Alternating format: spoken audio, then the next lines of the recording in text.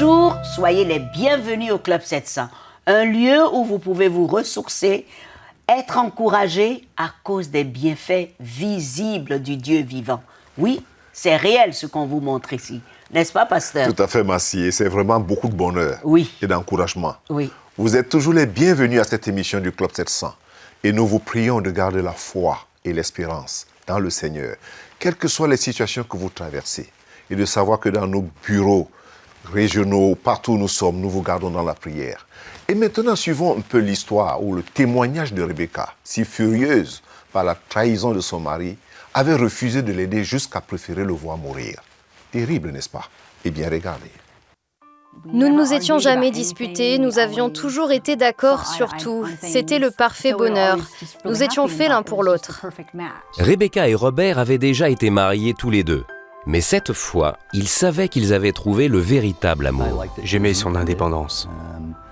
Je respectais beaucoup le fait qu'elle puisse élever ses deux filles toute seule. Ça m'a beaucoup attiré.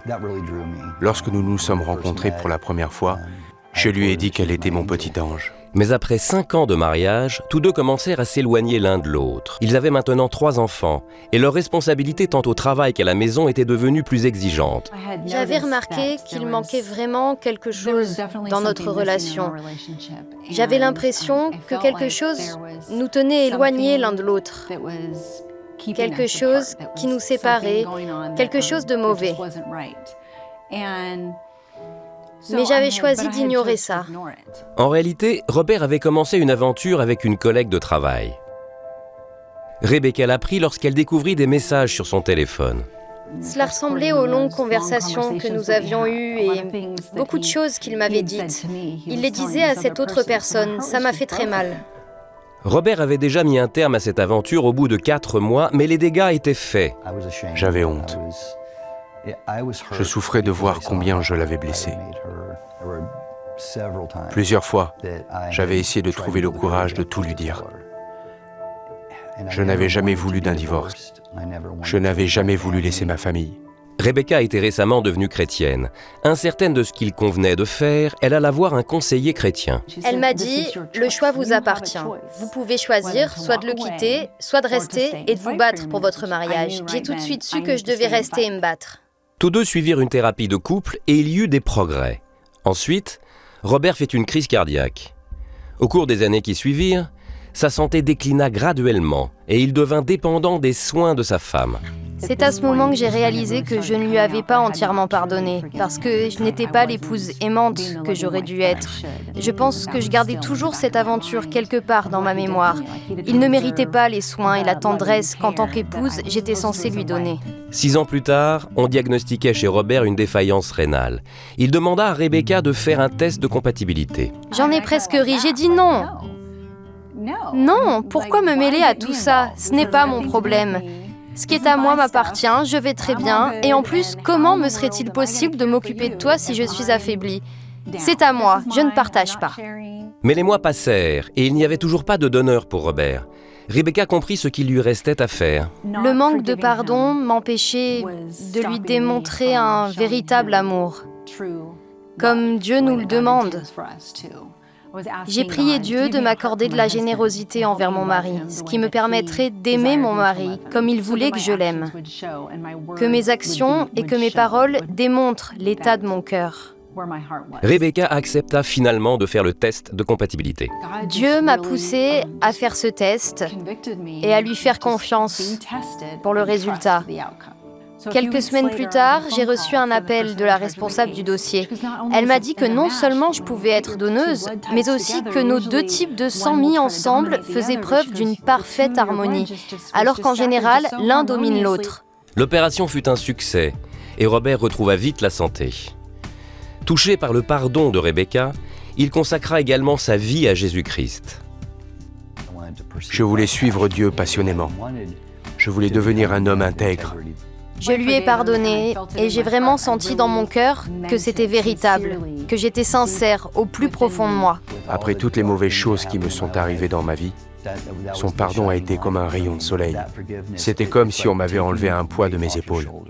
j'ai enfin pu ouvrir mon cœur. Rebecca dit que lorsqu'elle pardonna véritablement à son mari, tous deux reçurent la guérison dont ils avaient désespérément besoin. Dieu a restauré notre mariage en même temps qu'il guérissait mon mari. C'était comme un nouveau commencement. Il nous a fait traverser une vallée, mais c'était pour nous emmener dans un très bel endroit. Aujourd'hui, Robert est aumônier dans les forces de l'ordre et le couple dit qu'avec Dieu au centre de leur vie, leur mariage est plus solide que jamais. Aujourd'hui, notre mariage a une dimension bien plus profonde. Notre amour est plus profond, il y a du respect. Avant, il n'y avait pas beaucoup d'espoir parce que nous ne vivions que dans le présent. Aujourd'hui, nous vivons aussi dans le moment présent, mais nous regardons aussi ce que Dieu a prévu pour notre futur. Et ce sera certainement merveilleux. Un appel personnel. Vous savez, les amis, la raison principale pour laquelle le Seigneur Jésus-Christ est venu sur la terre est de payer le prix que Dieu, dans sa perfection, exige pour le péché. Celui qui est la parole est devenu l'homme et il a vécu parmi nous. C'est ce que Jean nous dit dans l'Évangile au chapitre 1. Jésus-Christ est l'expression vivante de l'amour de Dieu pour l'humanité. Ainsi, il offre le salut à tous ceux qui croient en lui, à son pardon, qui est aussi l'expression de son amour en toutes choses. On peut donc dire que la croix de Christ se trouve au cœur du plan de salut de Dieu et il résout de cette manière le problème apparemment insoluble de la révolte humaine et permet à toute personne d'avoir une relation privilégiée avec lui. Et c'est cela la bonne nouvelle de la foi chrétienne. Et pourtant, aujourd'hui encore, de nombreuses personnes se débattent toujours dans les marécages du péché et des diverses maux qui les asservissent pour la simple raison que ces personnes ignorent que cette bonne nouvelle du royaume les concerne personnellement. Cette bonne nouvelle du royaume vous concerne personnellement. Donnez-moi un peu du temps, après ces quelques paroles d'exhortation, pour prier ensemble. Nous allons prier ensemble, ensuite je vais prier pour vous. Alors priez avec moi maintenant. Seigneur Jésus, je te remercie de ton amour pour moi. Je te remercie pour ta mort sur la croix, qui a un sens pour ma vie, car c'était pour mon salut. Et je regrette sincèrement toute ma vie passée, dans le désordre et dans le péché. Et je demande pardon en ce moment même. Et dans cet amour, Seigneur, je t'invite dans mon cœur d'être mon sauveur et mon Seigneur personnel. Je te veux comme Seigneur et Sauveur pour une relation personnelle. Merci Jésus. Amen et Amen. Que Dieu te bénisse. Alors, là où tu es assis, ou la position que tu as en ce moment, je voudrais prier pour toi. Seigneur, je te présente chacune des personnes qui a fait cette prière et ceux qui n'ont même pas fait cette prière et qui sont en train de suivre cette émission. Je prie que la puissance du Saint-Esprit apporte la révélation de toi-même dans le cœur de chacun et que la guérison, ô Seigneur, soit leur partage en ce moment. Tous ceux-là qui sont malades, au nom de Jésus-Christ, soyez guéris. Au nom du Seigneur Jésus-Christ, soyez restaurés. Soyez délivrés dans le nom de Jésus. Il y a la puissance dans ce nom. Amen et Amen. Merci, Massi. Il y a la puissance dans ce nom. Tout à fait. Amen. Amen.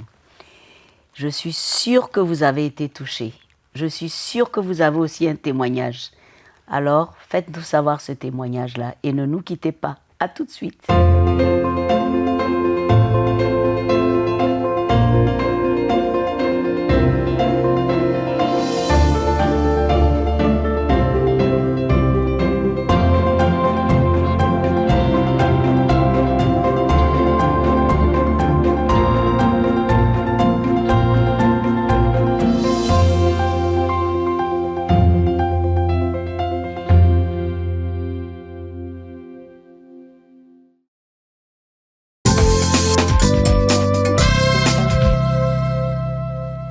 Merci de nous retrouver au Club 700 qui est toujours désireux de vous voir heureux et vous amène en balade pour découvrir des belles cités comme Liège en Belgique, ses églises, ses palais et bien sûr ses 375 marches. Attention avec Michael, regardez. Elle est surnommée la Nouvelle Athènes, une cité pleine de charme et d'agréables surprises. Une ville très célèbre pour son ambiance festive et chaleureuse. Bienvenue à Liège, la cité bouillonnante de la Belgique.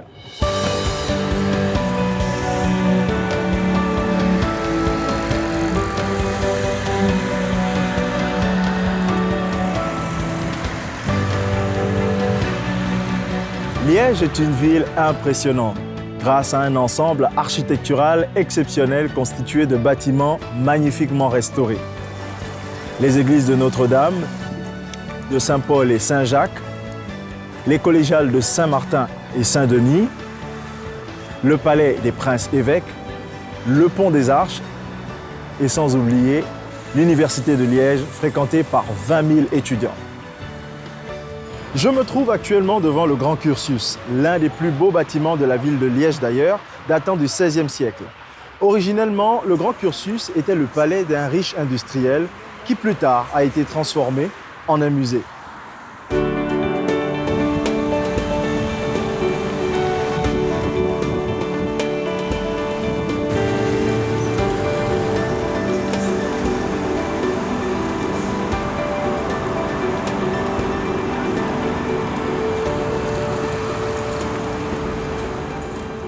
Je suis au pied de l'escalier de Buren. Si j'arrive à monter ces 375 marches, j'atteindrai le sommet où matin il paraît une vue imprenable sur la ville. Réfléchissons bien, tout compte fait, ça vaut le coup. Allons-y.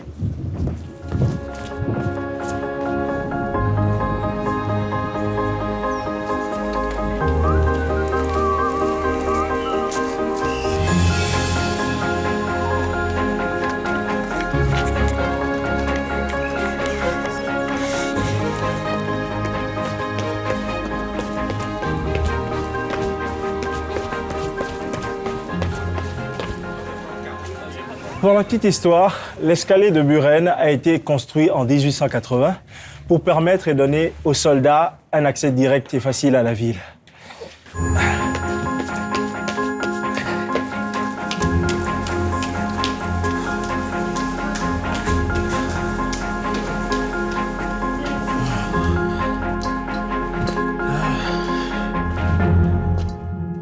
Ouh. Il faut que je m'arrête un moment pour reprendre mon souffle. Heureusement, je n'ai pas oublié ma bouteille d'eau. Je pense que je vais en avoir besoin maintenant. Allez, c'est reparti.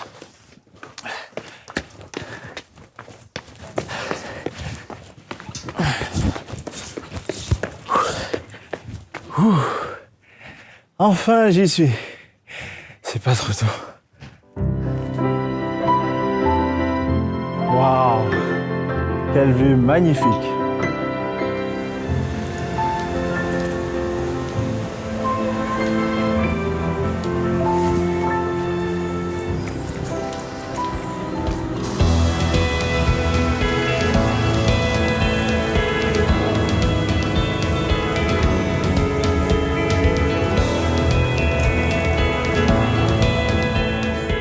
Je me dirige maintenant vers la rue Hors-Château. C'est l'une des plus belles artères de la vieille ville, bordée de luxueuses façades.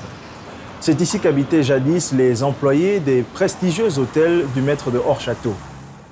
Mais ce qui me surprend le plus, ce sont les minuscules impasses et venelles qui en sortent. Je n'ai jamais vu des ruelles aussi étroites.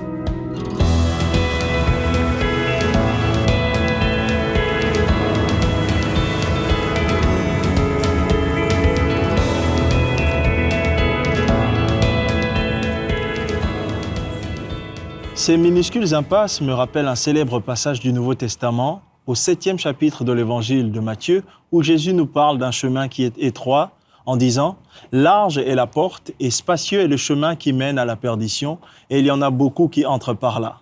Mais étroite est la porte, resserré est le chemin qui mène à la vie, et il y en a très peu qui le trouvent. » Le premier chemin que Jésus décrit est large et spacieux, facile à emprunter, et beaucoup le choisissent. Pourtant, ce chemin mène à la ruine. Le deuxième chemin est étroit, difficile à suivre, peu de gens le prennent, et pourtant, il mène à la vie. Le message que Jésus nous communique ici est clair et extrêmement important car il concerne notre destinée éternelle. Il n'y a que deux possibilités qui s'offrent à nous. Soit l'on suit la voie spacieuse et facile, soit on suit la voie étroite et difficile. C'est une question de vie et de mort et Jésus désire nous en faire prendre conscience. À travers cette image, il nous pousse à confronter le sort réservé à notre âme après la mort. Le chemin spacieux représente le monde. On l'emprunte aisément en suivant nos passions et nos désirs charnels. Par contre, le chemin étroit, lui, semble difficile et peu attrayant. Pourtant, c'est ce sentier-là qui mène à la vie, au salut, au ciel. La vie chrétienne ne commence véritablement que lorsque l'on passe par une porte étroite. Et l'on ne peut devenir chrétien sans le changement radical que le Seigneur apporte dans nos vies. Pour passer par cette porte étroite, nous avons délibérément besoin de l'assistance de Dieu. Et cette porte ne s'ouvrira que lorsque nous invoquerons l'Éternel et implorons son salut. Plus on s'engage dans cette voie étroite, plus elle semble se rétrécir. Pourquoi ? Parce que la foi en Dieu nous pousse de manière délibérée à faire taire notre nature humaine. Elle nous entraîne parfois à faire face à la souffrance et à la persécution. Ainsi, nous pouvons appeler cette voie étroite le chemin, le passage de la mort à la vie. Deux choix alors s'offrent à nous. Allons-nous alors prendre le chemin facile et spacieux qui nous permet de jouir des plaisirs temporels ou allons-nous choisir la voie difficile et étroite qui nous conduit assurément vers le salut et vers la vie éternelle? À nous de choisir. Ça, c'est le savoir-faire que Dieu a donné aux hommes. Ah oui. Moi, je suis concentrée sur les 375 marches. Tu pouvais les monter, toi? Bon, je ne sais pas, hein, par la grâce de Dieu. Non. Pourquoi? Monsieur le jeune vieux pasteur, bravo à Michael en tout cas. Bravo à Michael. Oui, là, bon, d'accord. Michael, bravo. Je suis d'accord pour ça. Michael, bravo. Mais j'allais peut-être le faire 3 fois, c'est-à-dire à chaque fois je m'asseye, je prends un peu d'eau et je continue. Quand même. Quand même. Moi, non. Je préfère avouer. Mais Massi, ce qui est intéressant aussi, même si tout le monde ne connaît pas l'université de Liège. Beaucoup connaissent plus l'université de Liège que Liège même. Que Liège même. Et l'histoire. Oui. Parce que toute l'histoire et la beauté. Oui. Parce que là, c'est aussi l'expression de la beauté que Dieu et la gloire et la sagesse que Dieu a donnée aux hommes pour réaliser. Après des années qu'on retrouve la ville toujours scintillante. Oui. La vue de là-haut, qu'est-ce que c'est beau. Il faut avoir du souffle quand même. Il faut avoir du souffle. Oui. Hein. Et puis, il faut revenir un peu sur l'histoire. Penser que des hommes ont bâti ceci, c'est du travail. C'est du travail. Ils étaient courageux et forts à cette époque-là. En fait, je dis c'est du travail, c'est aussi parce que Dieu a doté les hommes de capacités extraordinaires, mais on s'ignore le plus souvent. Alors, si vous avez aimé, la prochaine fois, visitez, n'hésitez surtout pas. Alors, à tout de suite. Si vous avez des questions spirituelles, des besoins de prière ou même si vous avez besoin de conseils, n'hésitez pas à nous contacter aujourd'hui à cette adresse ou au numéro suivant. Nos conseillers sont là pour vous aider. N'oubliez pas, nous sommes là pour vous.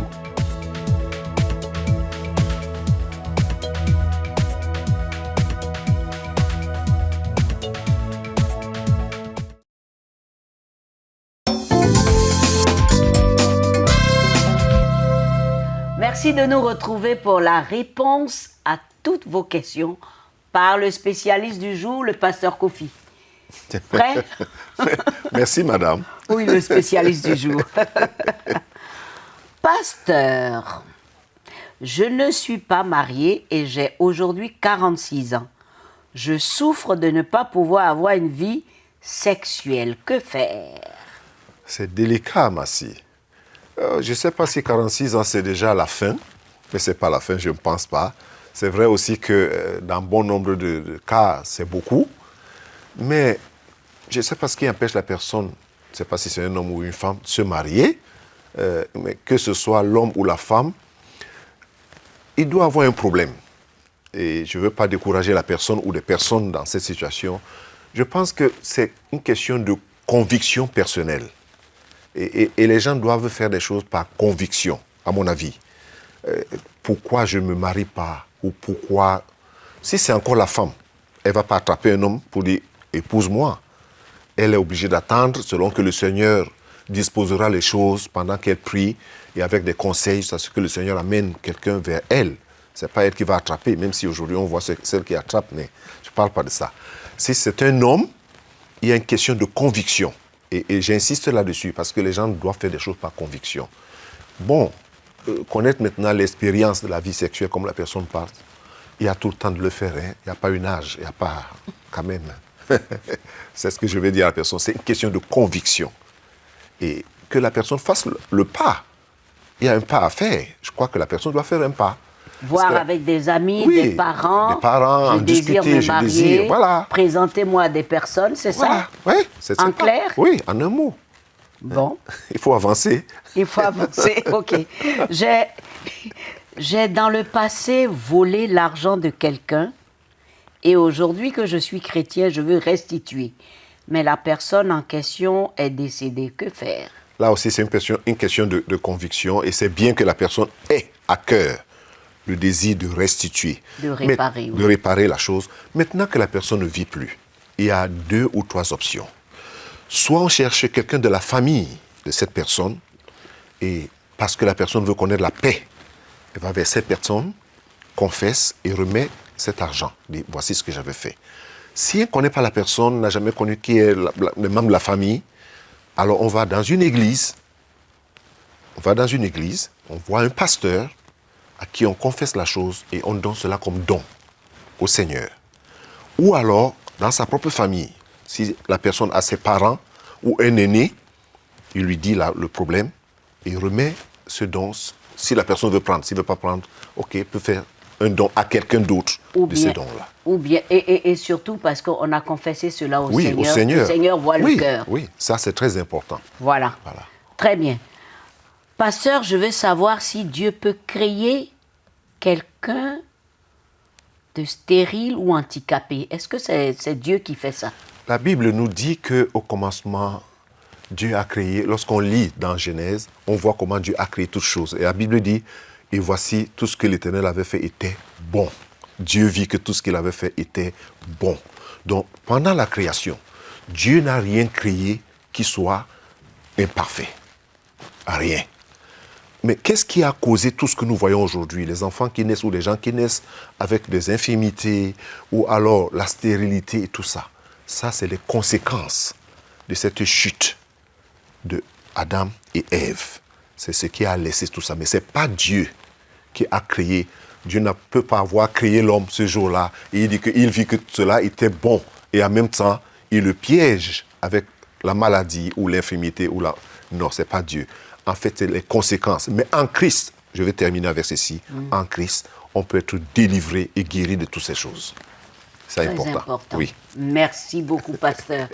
Merci. Allons voir ce qui est arrivé à la petite Yatong. Elle rêvait de danser un jour. Mais malgré ce rêve, malgré ce désir, elle avait un gros problème. C'était très, très difficile. Regardez. Chaque fois que Yatong voyait quelqu'un danser, elle devait faire de même. Ses yeux s'ouvraient tout grands et pétillaient. Elle souriait et riait en dansant toute seule. Malheureusement, cette petite danseuse ne pouvait pas entendre ses propres rires, ni la musique sur laquelle elle dansait. Elle était sourde. Tandis que les autres enfants parlaient déjà, Yatong ne savait même pas babiller. Un médecin a examiné ses oreilles et il a dit qu'elle n'entendrait jamais le moindre son. Je ne comprenais pas. Mon enfant ne pourrait jamais parler. Elle ne pourrait jamais trouver un emploi ou se marier. Un médecin déclara qu'un implant cochléaire pourrait l'aider. Mais les Zhou sont planteurs de cacahuètes et ne gagnent que 65 $ par mois. Madame Zhou commença alors un deuxième travail dans une usine et Yatong put recevoir son implant cochléaire. Cela l'aida à entendre la musique sur laquelle elle dansait. Mais elle ne pouvait toujours pas parler. Elle montrait du doigt ce qu'elle voulait manger ou boire. Très vite, tout le monde se mit à parler sur le dos de Yatong, disant qu'elle était muette. Yatong avait besoin d'un orthophoniste spécialisé et d'un implant supplémentaire pour son autre oreille afin que son traitement soit complet. J'étais tellement désolée pour ma fille. Elle n'allait jamais pouvoir parler et nous ne pouvions rien faire d'autre pour elle. Nous avions dépensé tout ce que nous avions et personne ne voulait nous prêter de l'argent. Lorsque CBN entendit parler de Yatong, nous lui avons donné l'implant dont elle avait besoin et nous l'avons envoyé chez une orthophoniste. À présent, elle peut communiquer avec les autres. J'aime ma maman et mon papa. C'est comme si les portes de l'univers s'étaient ouvertes en grand et qu'un monde d'opportunités s'offrait maintenant à elle. Et c'est grâce à votre aide. Soyez tous bénis, vous qui nous avez aidés. Vous nous avez fait sortir d'une période très difficile et vous avez apporté un rayon de soleil dans notre famille. J'espère que d'autres personnes attentionnées deviendront partenaires de CBN pour aider d'autres familles pauvres comme nous. Merci CBN, je vous aime beaucoup. Encore une réponse qui est venue quelque part pour la petite Je suis Yatong. contente pour cette petite-là parce que elle aime danser. Or, pour bien danser, il faut entendre la musique. Oui. Muette, sourde, elle pouvait vraiment pas. Et là, réaliser son rêve. Et là, c'est magnifique. Elle est heureuse, elle danse, elle va à l'école et elle a un futur. Elle regarde tout droit maintenant devant elle parce que elle voit son rêve se réaliser parce que elle est ce qu'elle veut être. Et puis, parce que les gens quelque part ont dit bon.